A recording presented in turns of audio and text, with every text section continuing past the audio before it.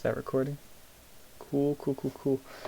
Okay, hello everyone. Today we're going to go over how to transform a low poly into a high poly and vice versa. I'm going to be going over some techniques which involve ZBrush.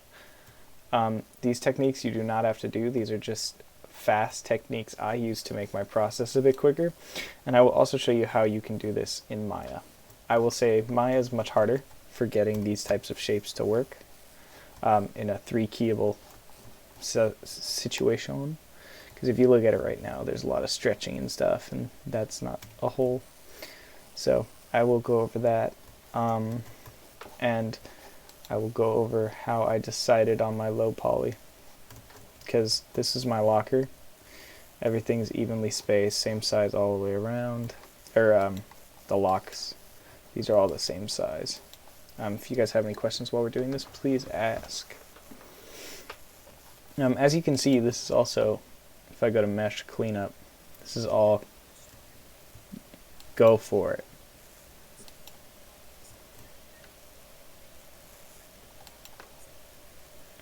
Those are there for smoothing, because this is going to be, I'm going to smooth this one. This isn't my actual like low poly. This is so I can start figuring out how to make the high poly.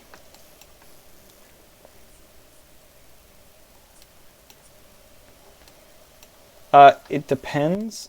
Sometimes you'll get weird stretching if there's not enough edge loops in the middle parts, because you'll start getting like it'll feel too pulled, and you'll get these like wickedy lines, or like weird lines, and that's just because you don't have enough topology. So say if I, let's see, say if I took this cube,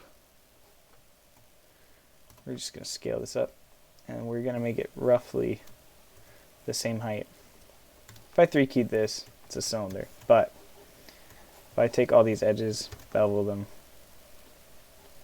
just turn chamfer off, make this like 0.1, sure.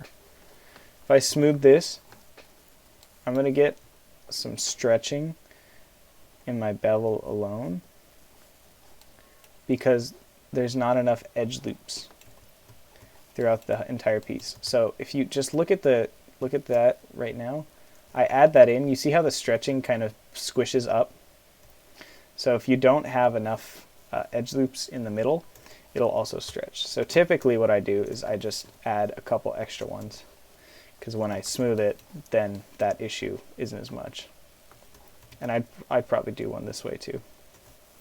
It's just a good way to make sure that your high poly smooths the way you want it to, so it doesn't have like weird stretchy spots. So that's why I did it on this. I did it preemptively though. I don't really know if I need it, but it's just a good thing. I just do it to be preemptive. If anything, I can get rid of it, but it just helps me in the long run. Here, let me show you all the pieces I have. So this was my final one.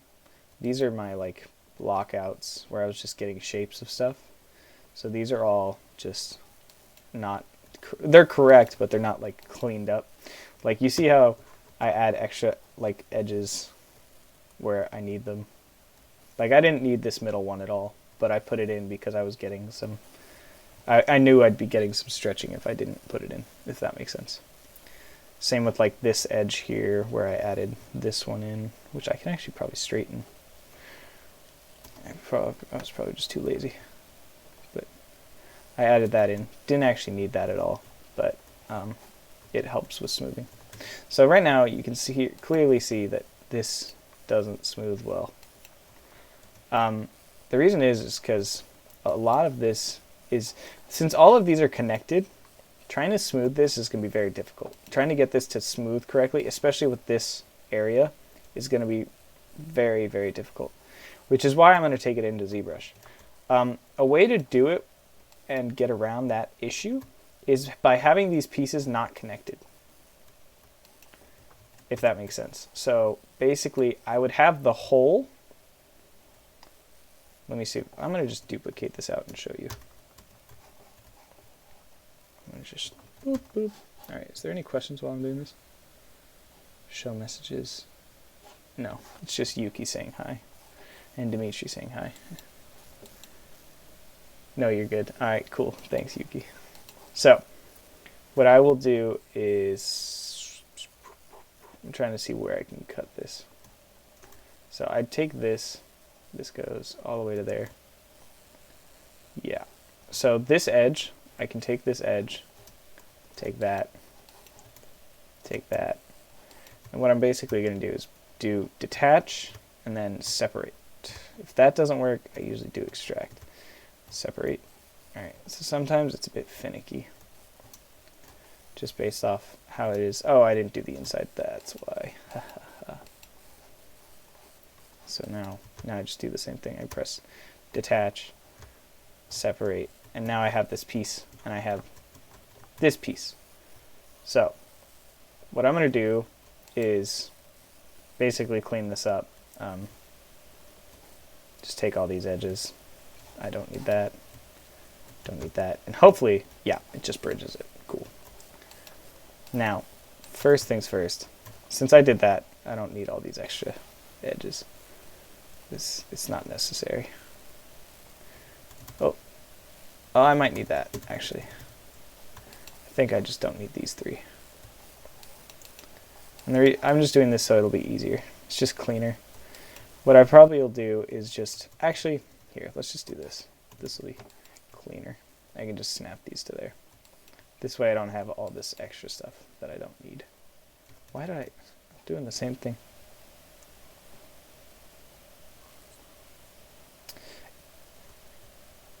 See, the thing is, since I'm going to bevel it, it's going to recreate that same shape. So I don't want my bevels to have to hit this and then stop. I want them to just go out as far as I need them to go. So this is how, if you're not using ZBrush, this is basically how I would do this process. Because otherwise, it's going to be a pain in the ass to try and figure out how to make these pieces connect. And now I just have to figure out how to make this smooth. And it pretty much already does the way I want it. And I just kind of have to push it in a little bit. And you can already kind of tell. I mean, you want it to end where this one ends. So you're going to want to harden this outer edge.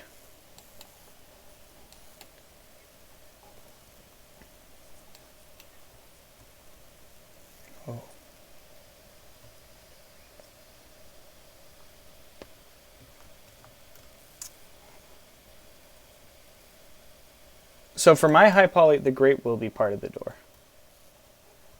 But I'm showing you a way, if you don't want to have to figure out how to make this grate connect high poly wise into the door, because it's hard to do in Maya. It's definitely not going to be an easy task. That's why I'm doing it in ZBrush, because it's easier. It's a lot faster, and it's less thinking on my side. It's just an easier process. So I have this, and I'm just cleaned it up. So now I have the hole, and I have the cover for the hole. So now I need to figure out what I'm going to do with the cover for the hole. Since the hole is pretty good, I actually, do I need to? Yeah, so basically what I need to do is I just need to bevel these two edges. Because the hole edges, the side that the hole's on doesn't need to be beveled, and I'll show you why. Because it's automatically just going to give me that shape I want. The one thing you do have to worry about, though, is something like this with this triangle.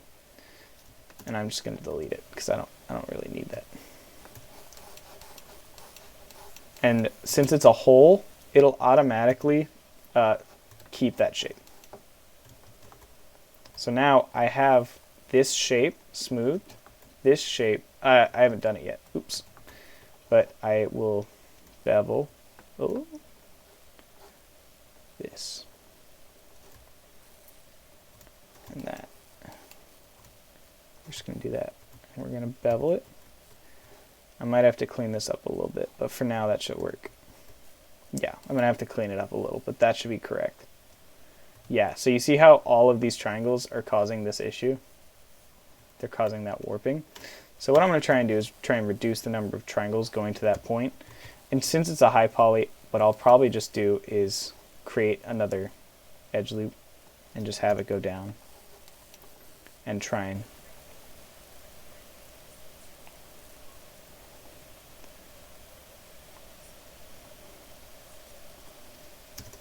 I'm sorry, what?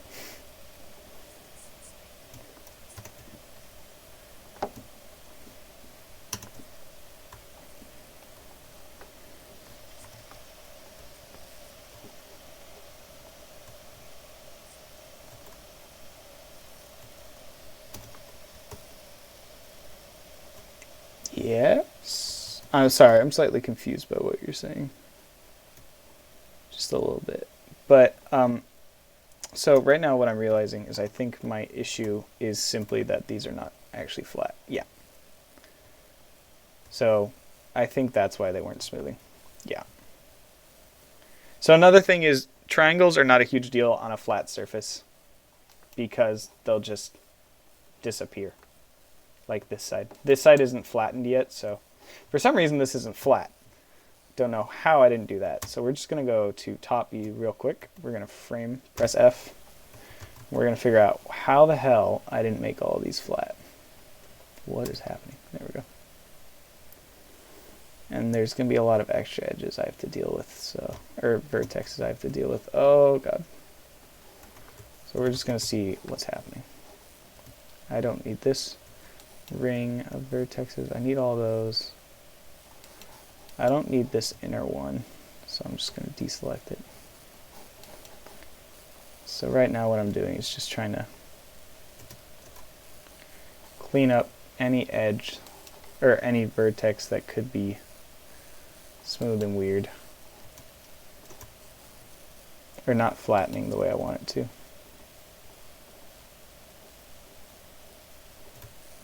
So these inner ones are also going to be straight, so I want to keep them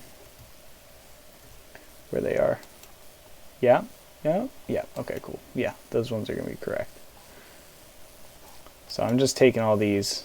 I got to fix it down here too. I'm not going to do that. We're just going to worry about the top half for now. Actually, we're just going to worry about the top half because you can just do the same thing on the bottom. So now that it's flat, I don't have any of those issues. I do on this one because it's still attached, but since this one's not attached, I don't have that issue, you see? So once I bring that back in, it's pretty much right there, covering.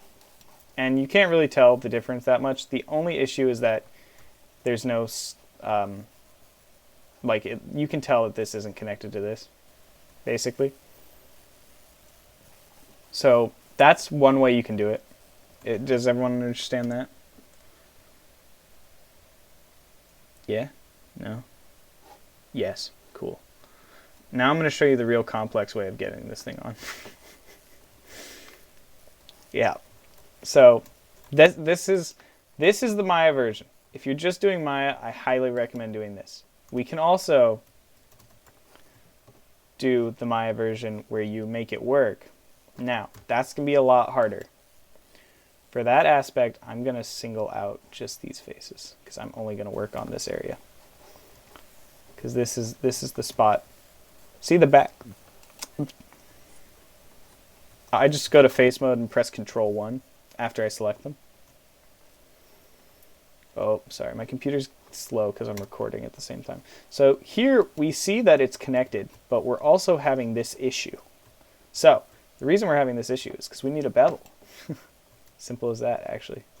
We also want to make sure all these goddamn faces are the fucking flat, because they're not, apparently.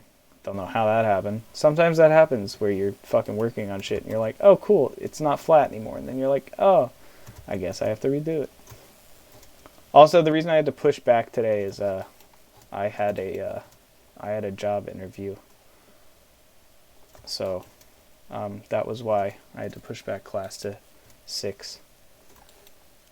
Thank you. Yeah, I have to do an art test now. Thank you, Yuki.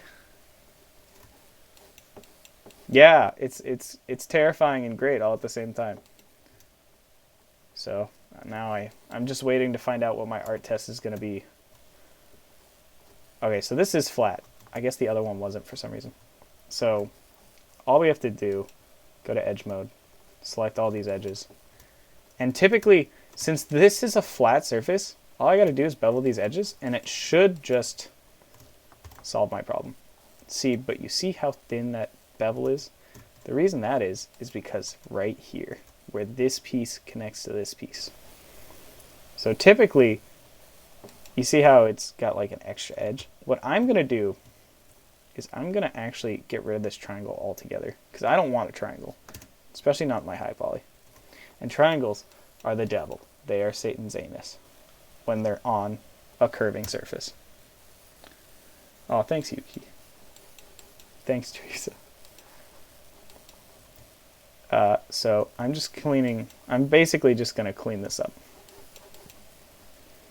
Just because for the low poly it's fine, but I'm realizing now that if I'm going to make this into the high poly, I just want to make it a quad, because it'll just make smoothing 10 times easier. Also, the bigger you are, the easier it is to move around your model, like the bigger the model is. If your model's too small, you'll get this issue where you zoom in and suddenly you just hit a black spot where the model disappears, and that's because you're plane. Why are triangles bad? Triangles are bad because, here, let me show you. When you smooth a quad, it breaks up into 4 quads. When you smooth a triangle, it has to do all this stuff.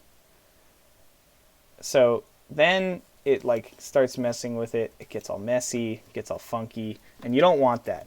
You want nice quads. Oh, God damn it. All right. Sorry. I had to, sometimes it'll just,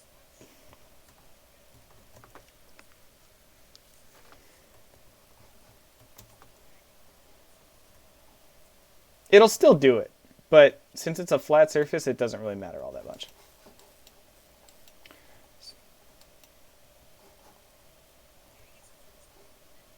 Yeah, exactly. So I don't need to worry about cleaning it because it's just going to disappear in baking. I'm getting rid of this middle one just because it's too thin. It's causing me too many issues. And what I might do is just all around add this extra loop here just to make my life a bit easier. So these are all things you don't need to do, but they'll make your smoothing easier. As if you can break these triangles into quads, your life will be easier. But you just have to do it in a way that won't fuck up the rest of your model. You can also kite your triangles and just connect them to different quads. That's another way of doing it. And that basically means instead of having my triangles here, I move them so they're further back. They're like up here, or like I go straight up here and then I come in. And that's a triangle now, but I have this quad here. And that's a good way of doing things. Here, I'll just show you what that does. This is going to look real funky, guys, but it's just to show you how you can adjust things to make quads. See, now I have quads, and I have a quad here. See, here I have still my triangles, but I don't really want triangles because they're funky. But I think I can get away with that there. We'll find out in a second if I can get away with that.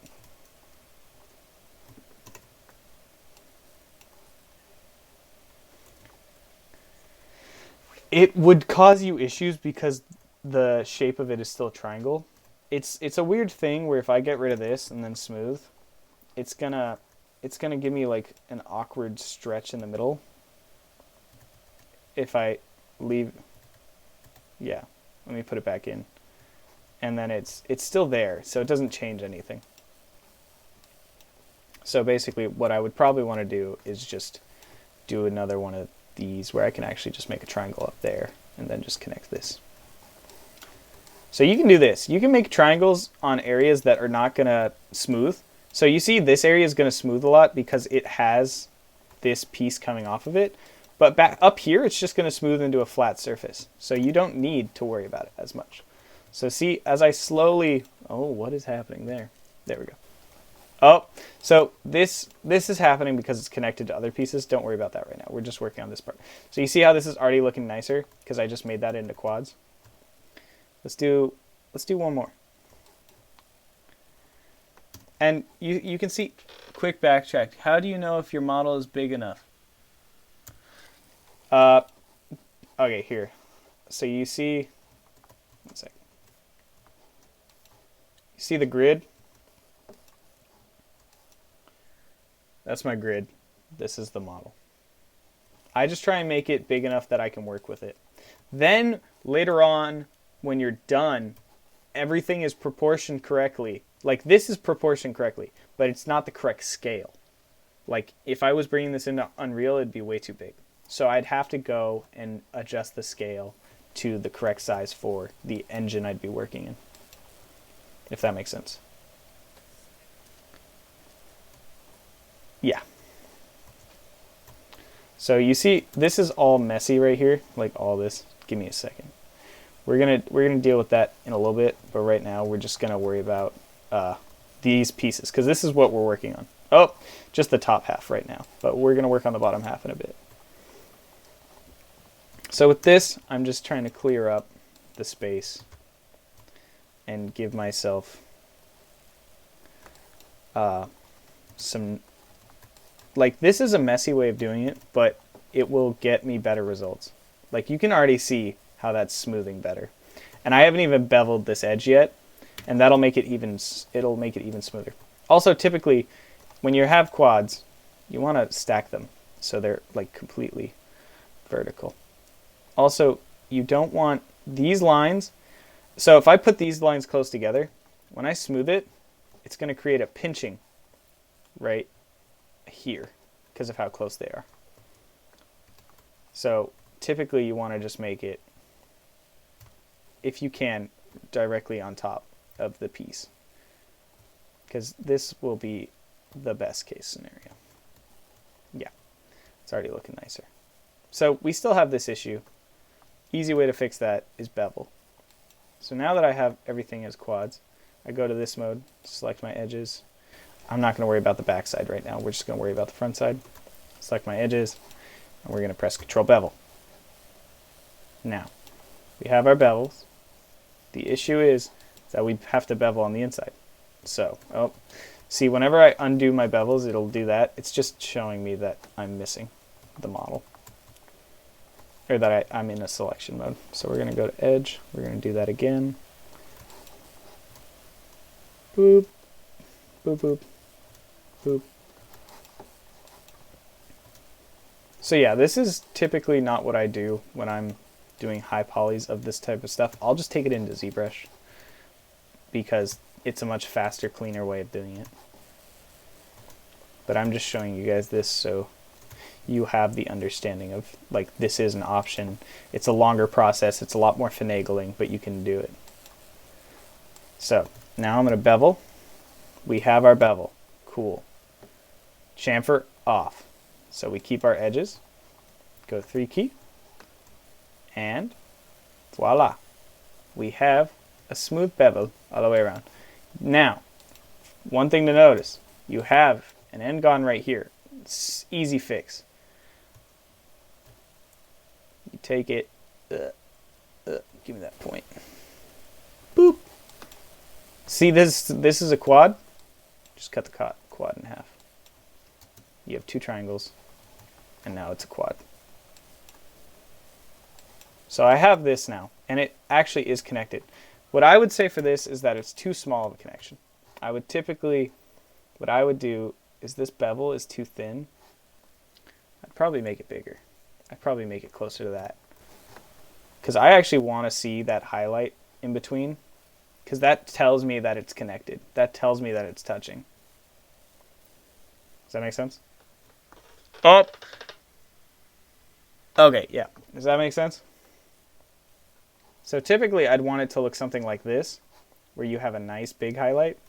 So if I want that, what I can always just do is just delete one of these bevels. I might delete this one. Yeah. Just delete it, smooth it. See, it's getting bigger. Now I can take this one, delete it, smooth it. And it's not stretching. See, typically you're not going to see it far enough away that you'll see this like squish. And what you might actually want to do is just move this back over here. Sorry, I'm looking at it because I want to get rid of that. And now it's gone pretty much. Because when you're going to look at it, you're going to look at it from about here. And all I want to see is these highlights all the way around that tell me it's connected. Okay. that's a quick and dirty way of how I would do it. And that's only that section. You still have to figure out all the rest of this stuff. This is if you're doing like, you want to look through it. What you can also just do is have this part extrude out and basically have the whole just black. If you want to have it as like a face. So if you're not doing the inside of the locker, you would just do that. It would just be like a black plane. Do you ever use symmetry tool for something like this? I would if this was symmetrical. But because this is not symmetrical, it is not. I would not use it. But I do use the symmetry tool if I'm working on symmetrical things. But considering the fact that the left side and the right side are two very different shapes, I'm not using symmetry tool. Now,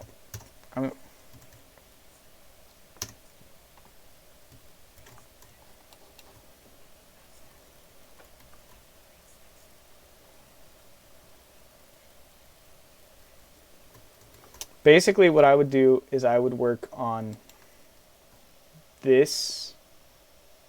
I would work on all of this area. And then, sorry, one sec. I would split this in half. And I would just delete the bottom half and just work on the top. Because that way I can just duplicate it over later. And this way I can clean it up. Because right now, I can tell you right now for a fact, what I would do is I would take these, bring this in, get rid of this triangle as much as humanly possible. So you see, this is actually a quad right here. You see that? This is a quad, this is a quad, this is a quad, this is a quad. These are all triangles. Basically, I'd try and break these up so they're no longer triangles. Oh.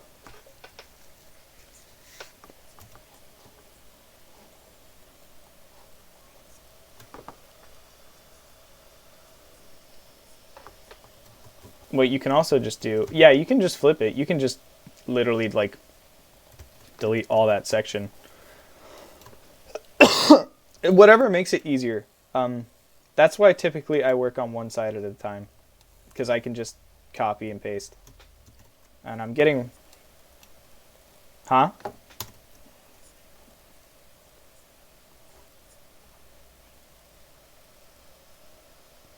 That's just personal preference.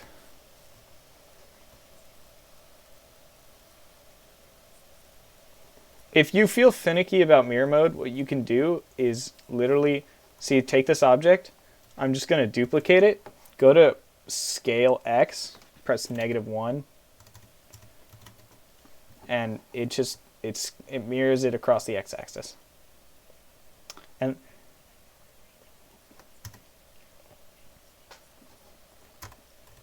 no, thankfully it's not like Boolean where it's actually good. Like Boolean's actual garbage. This is actually good. Yeah. So, yeah, but you see, I want to, sorry. My throat is killing me today for some reason. I have a quad here, but this is such a fucking hideous quad because it connects here, like at this corner. So what I would try and do is literally get rid of that. I want to make this as easy as possible. So what I'll do is probably something like that. Because I'm okay with my quad touching there. I just don't want like it to be as severe. Like I don't want stuff like this typically, because when it smooths, I have a pole right next to where it's smoothing. Right now it's not an issue, as you can see, and that's because it's all quads. Here I'm still having this stretching issue. So yeah, a lot of this is just cleaning it up, making it quads. I can send you actually a topology guide because I still struggle with topology stuff. Topology is hard. Getting these edges is hard. It's a lot of finagling. I would say getting the high poly for this would probably take me like another 20 minutes. But yeah, I can send you guys that stuff. It's a little bit more complex than what I talk about, but it's pretty understanding. Another thing is I'm gonna slide this edge ooh, slide this edge, not vertex. Because I want to try and center that a little bit more. Another thing, a cool trick, if you go to the modeling toolbox, there's a transform constraint. You can turn it to edge slide or surface slide. I'm going to turn it to edge slide. If I press W, I can move this only along the edges. So I can either move it down this way, up this way, or just up and down along the edges.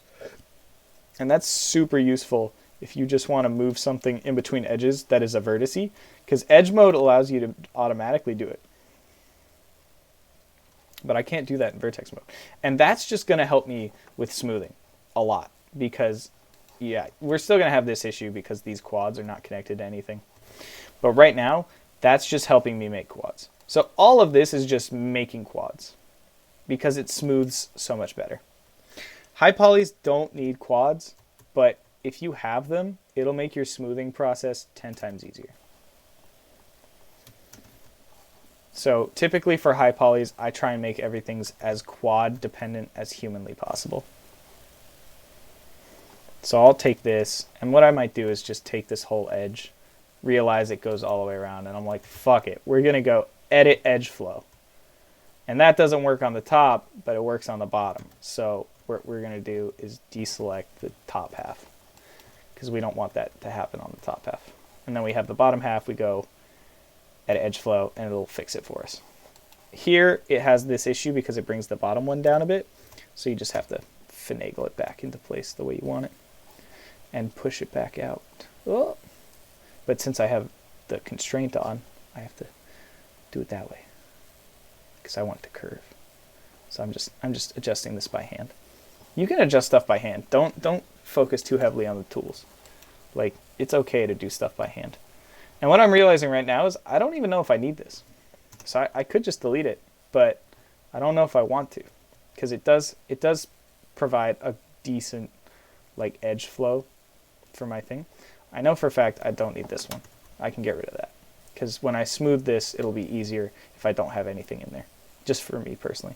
See, I didn't edit this side, so I'm gonna go back to edge constraint and just bring these bad boys a little bit more evenly spaced. And the more evenly spaced things are, the better they smooth as well. It's just a fact of life, or a fact of modeling.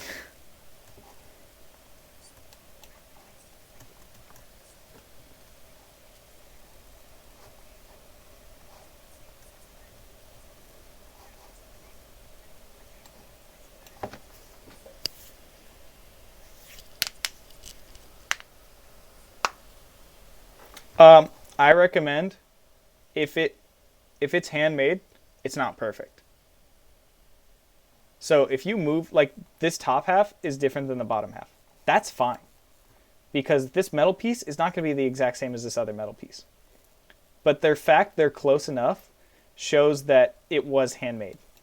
If they're like, yes, it's mechanically made, so you want it to look mechanically made, but that's boring.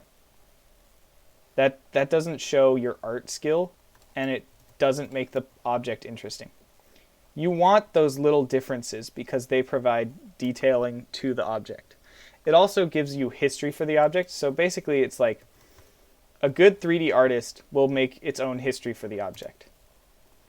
Whether it's the way the paint is, the damages, dents, dings, stuff like that. That's what most typical 3D artists are looking for, and how they can add that to the piece through their like skills. If I smooth this piece right now, I'm having no issues with this bottom piece.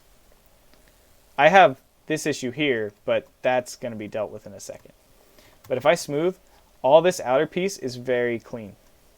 Like you might say that this is off, but I just have to bevel this area and I won't have that issue. And this is how I typically would make my high polys. Of course, you have to worry about the rest of your piece. Like, I have the whole thing to worry about. But if you just kite these off to being... Another thing, you don't want to kite to the edge of the object, like this edge. I don't want to kite to here. I want to kite to this point, because this is going to smooth on a flat surface, so it doesn't matter what's there. All right, bye, Dimitri. I'll see you later, gamer. Um, uh, you heathen. Um, but yeah, so that's typically what I do. Do you guys have any questions, or do you want me to show you the ZBrush?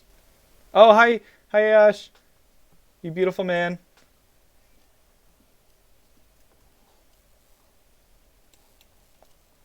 Hey,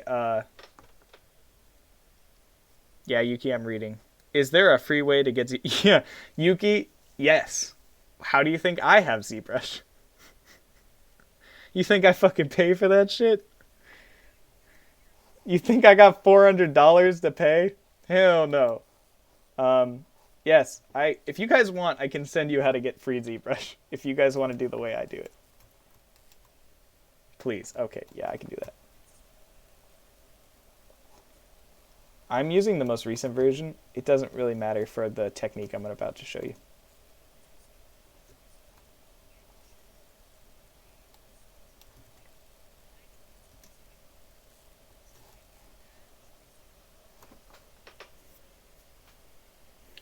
Typically, the second something new comes out, I pretty much just down. Do you need a VPN? I don't have one, but yeah, you might want one. uh, it's a personal choice. I haven't had any issues, and this is my second time doing it. Yeah, I just pirate ZBrush, and that's simply because they don't have a student version, and I am a college student, and I hate them. Um, so what I'm doing right now is I've realized that when I did this earlier, is I prefer these to go straight down. I can have them go to there, but this is just going to make my life easier if they go straight down uh, and connect. Because I don't want too many vertices leading to one point if I can avoid it. And right now I haven't been avoiding it, so it's having these issues. Because I've been lazy, guys. I'm sorry.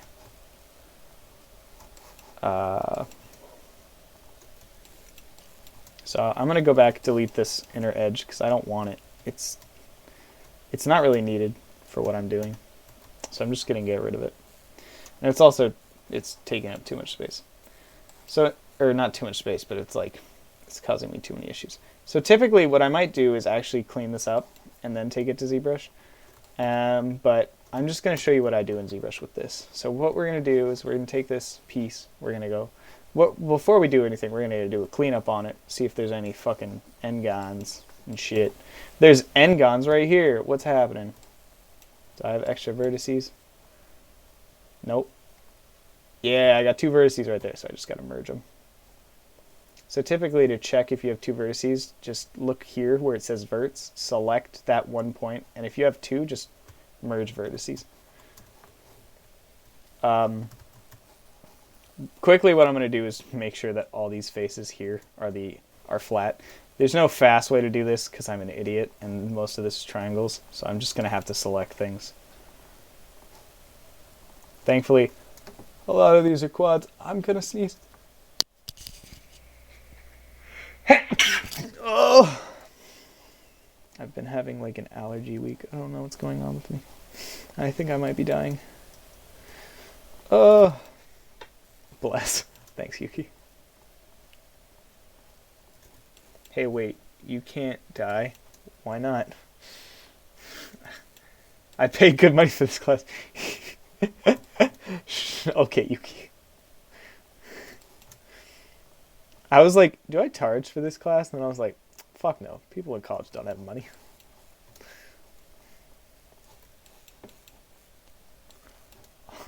It's okay, Yuki. Don't worry about it. What's your Venmo? I won't tell you now that you've asked. No donations. Don't worry about it. It's fine. This is a learning experience for me too, because I get to teach, and teaching's hard, because I have to explain things, and I hate explaining things. Well, I don't hate explaining things. I just can't use words, so every time I try and explain something, it doesn't make any sense. So I have this side selected. I'm just going to double check I didn't select anything else. So what I do is I just press Control 1, double check I just have that flat plane selected, and I'm just gonna flatten it. Cool, it's already flattened. Cool, I did my job right the first time. I'm not an idiot. So we're just gonna file, export selection. ZBrush cannot do FBX files easily. It does have an input for FBX files, but it's kind of annoying. So I just do OBJs for FBX or for ZBrush. I already did it, so I'm just gonna do it again. All right, we're gonna close Maya real quick because Maya is definitely gonna fucking crash. Or my computer will crash if I have ZBrush and Maya open because I don't have a desktop yet. But I'm working on it. I'm getting a desktop this week, or I'm upgrading my old one. So hopefully